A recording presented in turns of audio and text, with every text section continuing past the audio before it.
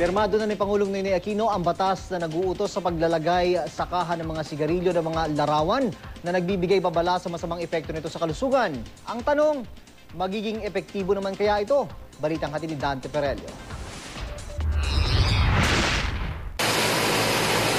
Noong nakaraang Biyernes, formal nang nilagdaan ni Pangulong Noynoy Aquino ang Republic Act 10643 o batas na nagtatakda sa mga kumpanya ng produktong tabako na bukod sa mga salitang nagbibigay babala sa masamang epekto nito sa kalusugan, kailangan maglathala rin ng mga larawan o graphic health warning sa kaha ng sigarilyo hinggil sa mga sakit na maaaring makuha mula rito.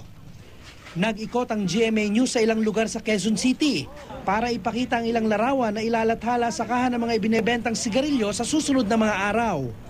Iisa lang ang naging reaksyon ng mga nakausap namin. Nasa picture pa lang takot na. Epektibo? Pwede yan, pwede. Pabor ako dyan.